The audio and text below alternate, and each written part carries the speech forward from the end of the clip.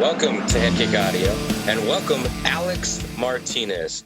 Now, I don't say this lightly, but you are one of the most feared 155 pounders in Arizona right now. It has been so difficult to get you a fight. The fights that you have fall through, but on February 25th over at the Celebrity Theater in downtown Phoenix, Arizona, you are going to compete for the vacant RUF lightweight title.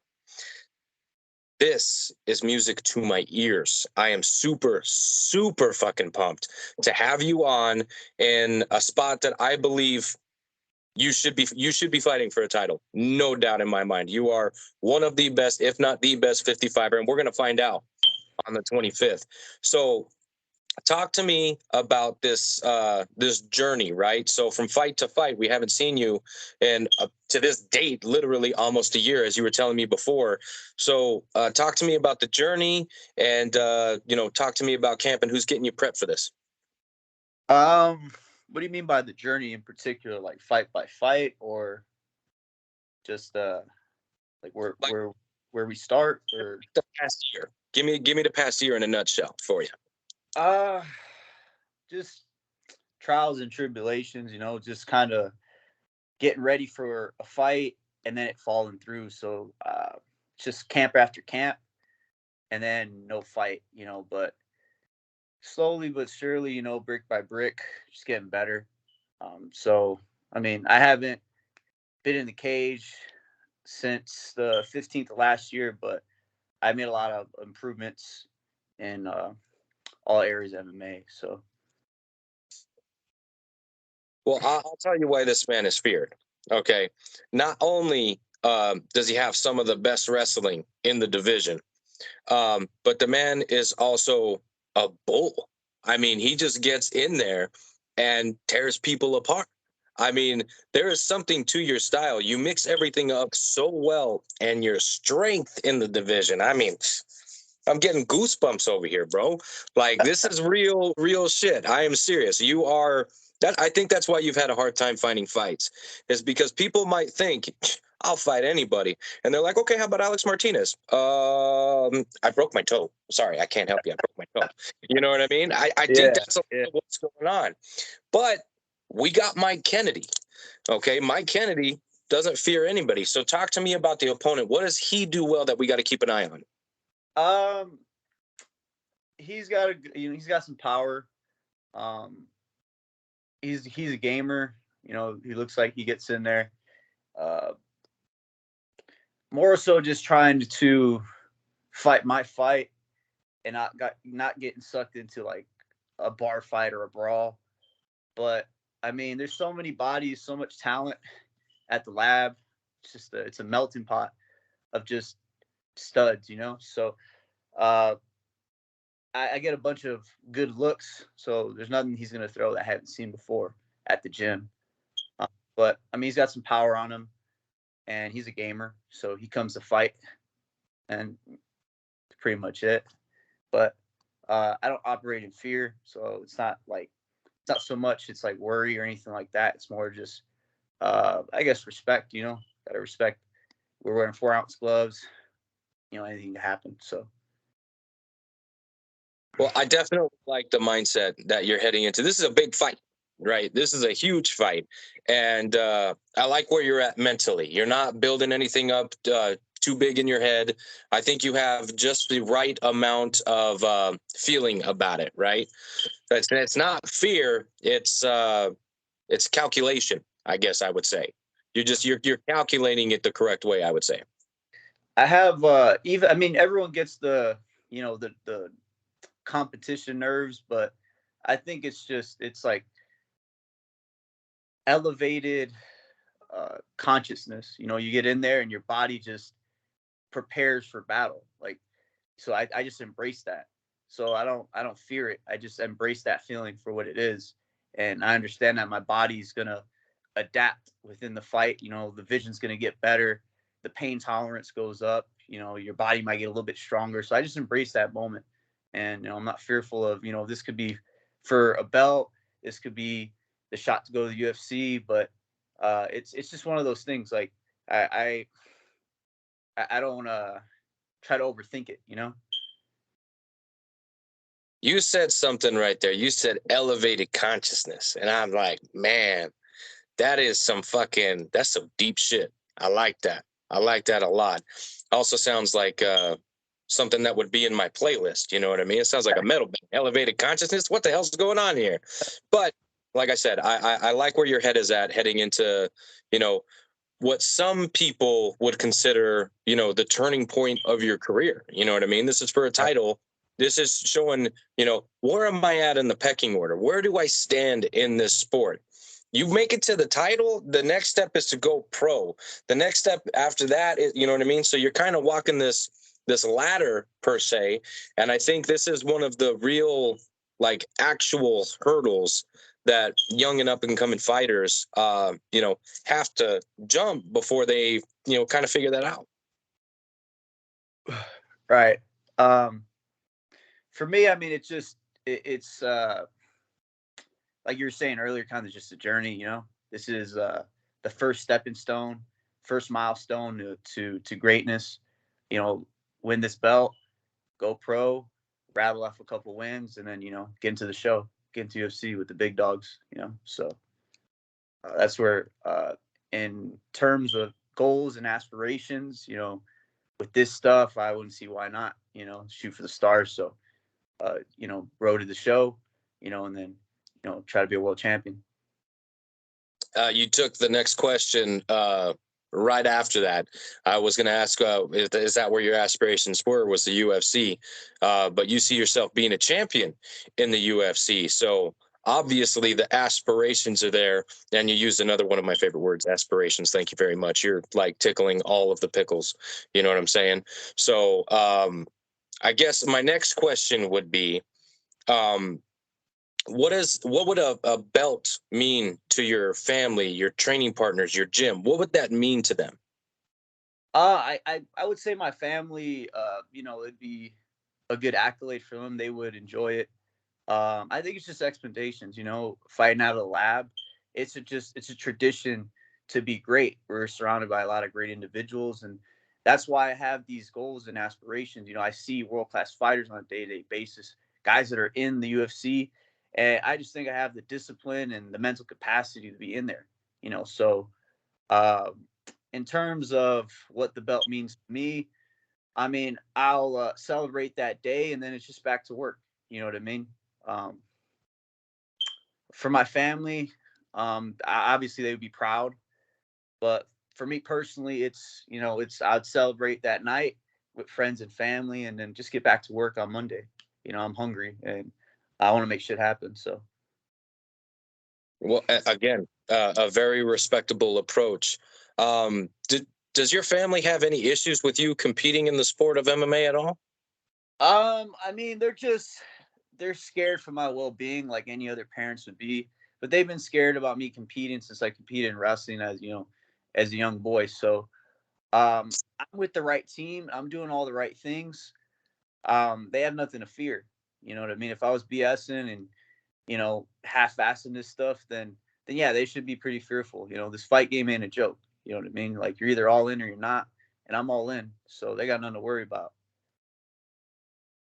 Do you think that it would kind of bring some validation because, you know, a lot of people, their kid decides that, hey, I'm gonna go train MMA and I'm gonna get in some cage fights. It starts to worry them a little bit. Do you think this would bring some validation on the career choice?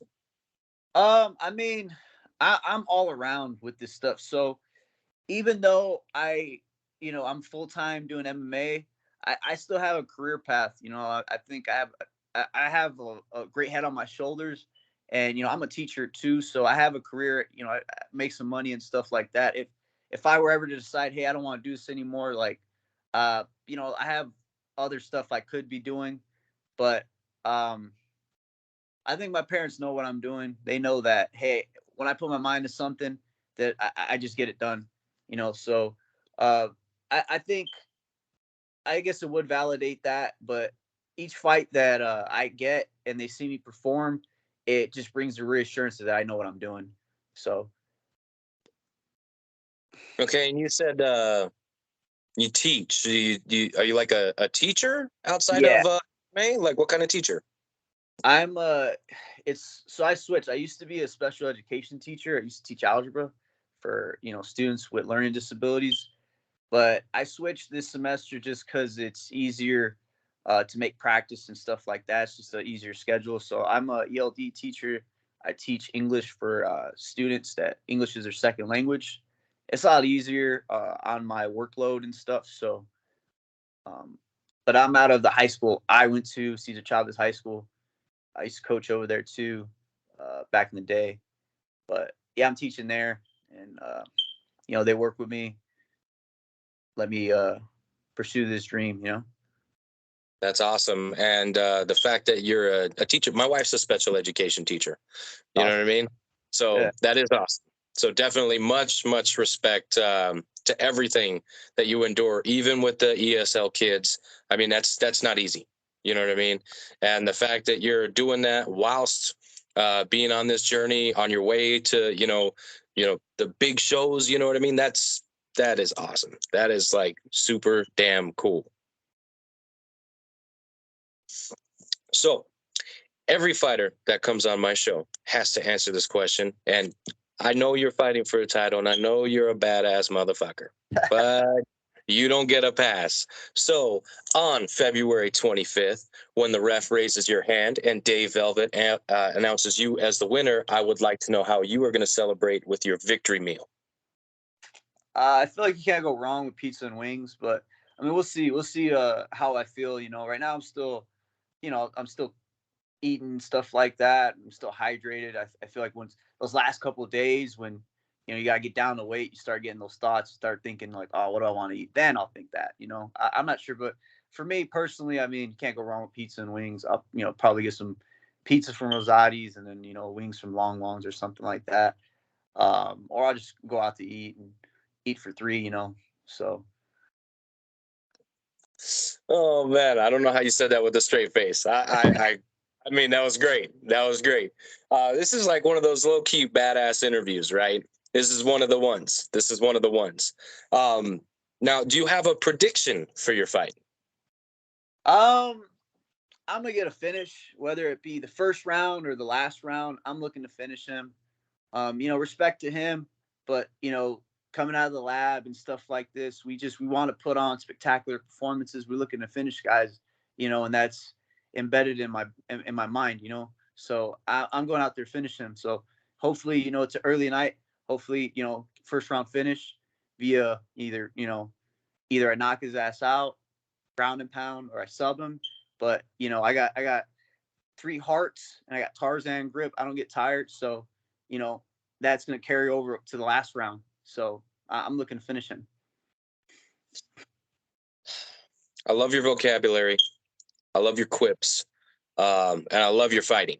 Okay, so you just I'm all kinds of excited right now. You can't tell because I'm trying to keep that same energy, but I'm pumped, dude. I'm pumped. Okay. I've seen Mike Kennedy fight. I've seen you fight. I don't see how this fight can't suck. This fight is going to be absolutely insane. I am from a pure like spectator fan point of view, like I'm salivating at this fight. You know what I mean? I'm salivating. Even as a commentator, I'll probably be salivating then. I'm sure that we'll have a couple good fights to warm us up for the title fights of the night. But like I said, this is one of those fights where it has to be good. There's no way that this fight could be anything other than spectacular with guys like you and Kennedy. So I very much look forward to getting to call your fight again. It sucks that we had such a long layoff, but it is what it is. When people are scared, they're scared. Right. At the end of my interviews, I like to give the people I have on as much time as they would like to thank their coaches, training partners, sponsors, whatever they would like. So go ahead and take the floor, sir. Thank my camp at the MMA lab. Uh, John Crouch, Benson Henderson, uh, my boy Greg Foster. Can't think of everyone off the top of my head. Uh, Ivy Nixon. Uh, what's his name?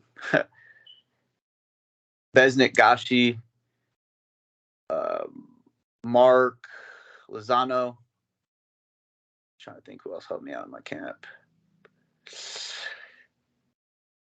One more person. I can't think of it off the top of my head, but shout out to the lab. It's a very family oriented camp. It's not like every other camp, you know what I mean? It's like it's very different.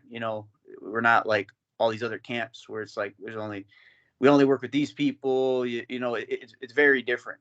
I could be working with some of the smaller guys like Dione all the way up to Killer Gorilla. We kind of just fill in, help each other out. I've been several people's camps over these past couple months. Benson coming up, been Hamill's camp, Dre's camp. So we kind of just all fill in and help each other out. So it's just shout out to the lab. Shout out to Chavez Wrestling. They've been helping me out too. Grindhouse Wrestling. I think that pretty much sums it up. All right. Well, we got the victory meal out of the way. We got the thank yous out of the way. Is there anything else you would like to get out into the universe? No, I think I'm good. I'm not much of I'm not much of an interview guy. I kind of just, get to work, trying to come out of my shell and stuff like that. But, this probably won't be the last interview. The next one will be better. So.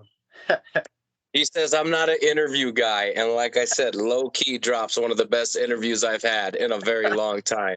Alex Martinez competes for the vacant lightweight title at RUF 52, February 25th over at the Celebrity Theater in downtown Phoenix, Arizona. Get your tickets. His fighter code will be in here. His Instagram will be in here. Just make sure that you go and check him out because I can guarantee you this is one you do not want to miss.